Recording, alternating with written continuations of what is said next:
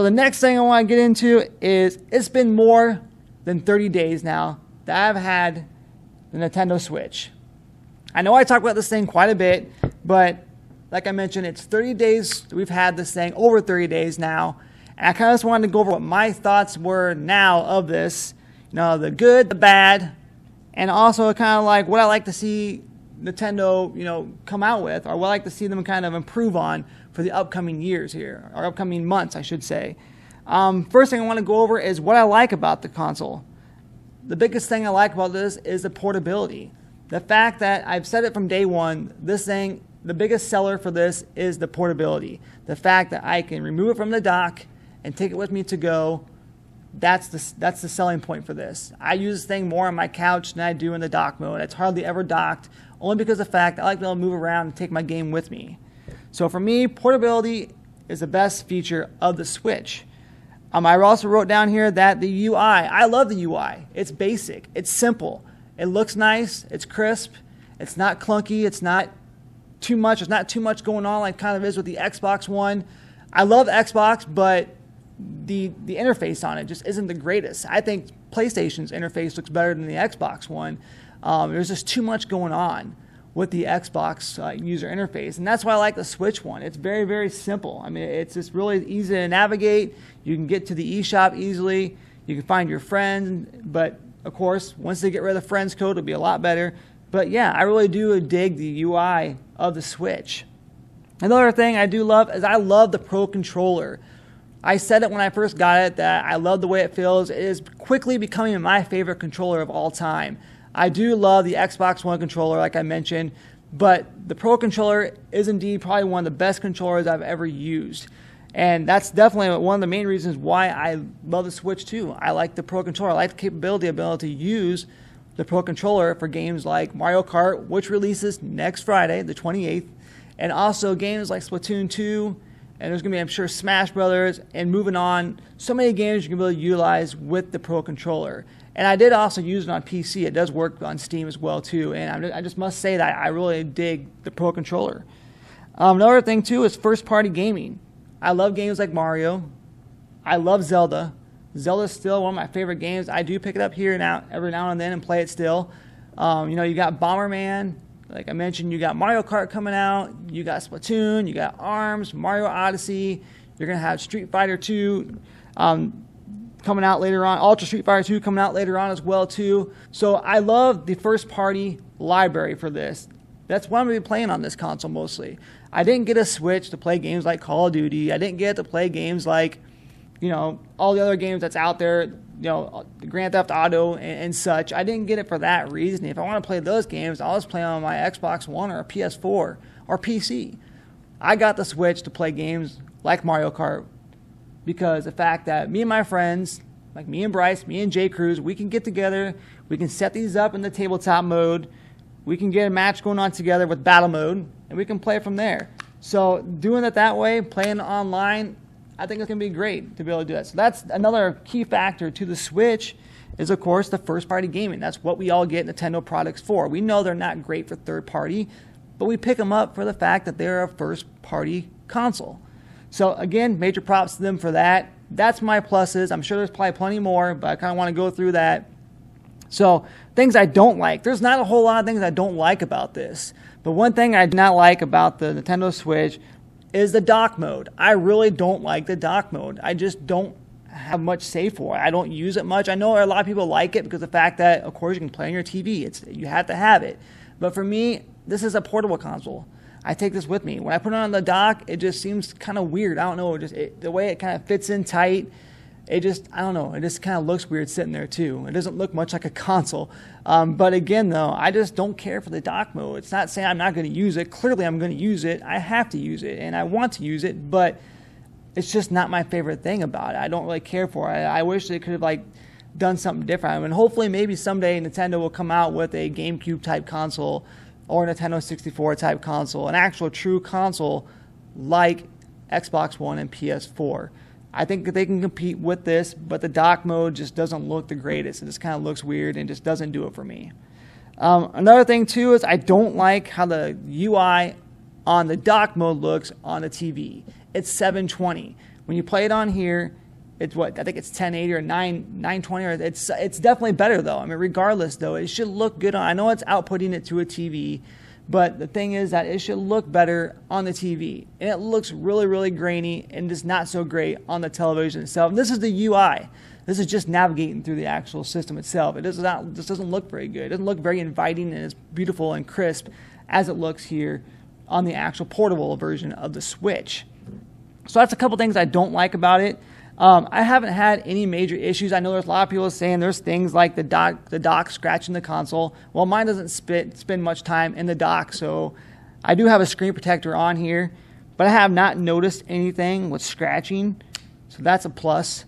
Another thing that people are saying that the Joy-Con is having issues with syncing. I honestly haven't had any issues with the Joy-Con not syncing to the game. That's with the handheld mode. Of course, with the tabletop mode, I haven't had any major issues with that during Zelda or anything else. And a good thing, too, is if you are having issues with it, all you got to do is let Nintendo know and send it in to them, and they will replace it for free.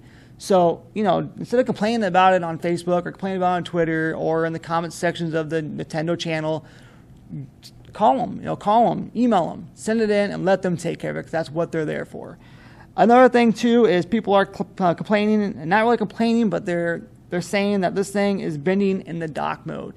I could see that. What they're pretty much saying is that when you put this in the dock and play it for hours and hours, like Zelda, play for 5-6 hours, or even 12 hours, or whatever you play it for, there's basically saying that this thing is starting to curve and starting to kind of like bend from sitting in the dock for so long and getting so hot that it eventually kind of starts to bend in. I can see that happening because I'm not sure what kind of plastic they use on here or what exactly it's made of, but I could see this thing kind of bending a little bit as it gets warmer and warmer. I mean, that's just going to happen, but hopefully they'll figure out something. I don't know if they need like another cooling system for the dock itself. I know it's got some fans on the top here, but I think it might just be too much heat into that dock that's making this thing kind of act up. So that's the major issues I'm hearing with the Nintendo Switch. Again, luckily for me, I have not experienced any of those issues at all myself. I'm happy with the Switch. I know J. Cruz is happy with it. Bryce is happy with it. But here's one thing that kind of boggles my mind, and it's I went to get on last night. I check in to the Switch at least once a day just to kind of see what's going on, what new games they've added. There's updates. There's a recent Zelda update. Just want to kind of see what's going on. Tomorrow there's a Bomberman update going on. But I logged in yesterday and signed on, and all my friends, it's saying like last seen 5, 6, 7 days ago, if not longer. So my question is, are people starting to get bored of the Switch?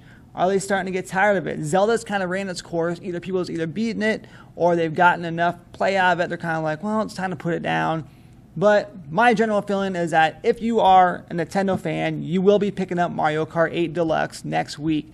So hopefully I'll be seeing all those people back on there here soon. I do understand the situation with kind of putting it down for a while, because personally, I put it down. I've been playing Call of Duty Black Ops 2, being it's backwards compatible now on my Xbox One, and I just haven't really had a whole lot of time to play this thing. But I still enjoy it. Like I said, I still jump in there at least once a day to check and see what's going on. I will be picking up Mario Kart. So I think that will pick back up. But my question is I'm glad that Nintendo is kind of putting games out there every other month to kind of keep bigger titles, to keep people more entertained until the big title like Mario Odyssey comes out in this holiday season. But my question is Nintendo going to keep releasing enough games and such to keep people occupied with the Switch? I think so. I hope so. I'm pretty sure I'll be seeing those people back on Mario Kart here next week. With that being said, the games that I'm definitely looking forward to, games that I've been playing that's already released, has been Zelda. I love Zelda. Such a fun game. I put a lot of hours into that game, so it's always a classic. Binding of Isaac, Afterbirth. I was really impressed with this game. I picked it up on launch day, not really thinking too much of it. I've never played the Isaac games on PC or anything before. It looked fun. It looked nostalgic. It looked like an old game I'd get into, and I picked it up. And I was really surprised because I put a lot of time into that game too. I'm still putting time into it. It's a lot of fun. I enjoy it. The actual physical version came with like some stickers and little extras as well too, so I did enjoy that. But for me, Binding of Isaac has taken some of my time, and I really appreciate that game. So a very fun game. I do recommend it. Another great game that's out, of course, is Snipperclips. It's a great multiplayer game. You can play with your family, your kids, your friends. There's no online mode, but you can play it. That's the purpose of this game, is to play it with other people. I mean, God forbid we actually play games together anymore, like the old couch co-op days. So it's a lot of fun. Snipperclips is a lot of fun, and it's a nice little game for not that expensive price on the eShop. Another game that I've been playing a lot is one of the ACA games, Neo Geo games, and that's King of Fighters 98. I love it, especially with the Pro Controller. It is so much fun.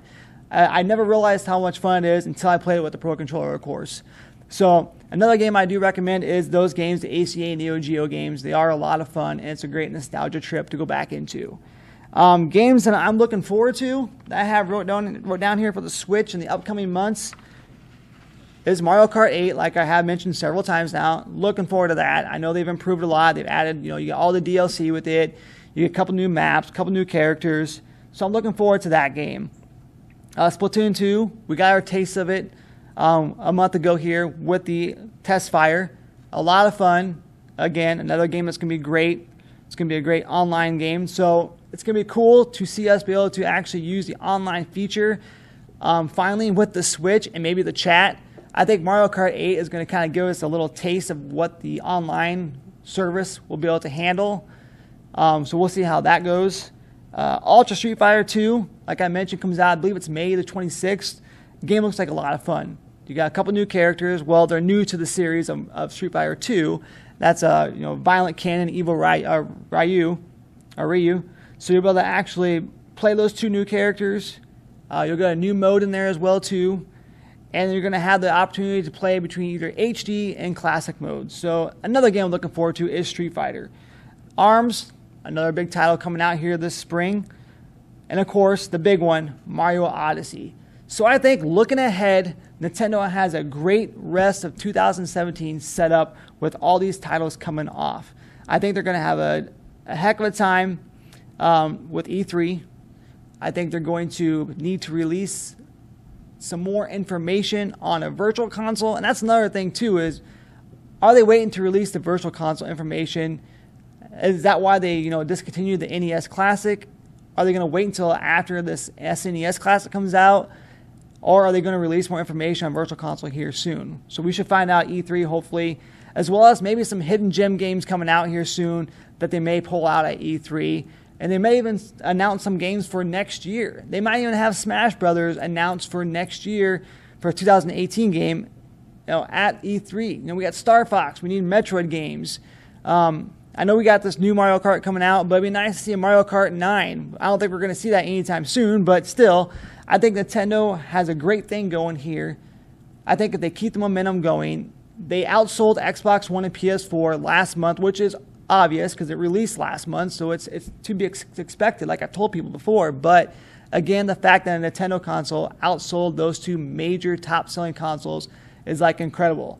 Hopefully they can keep it momentum moving forward with all the games coming out and everything. So for me, I've definitely loved the Switch. Like I mentioned, very, very little cons, lots of pros with it.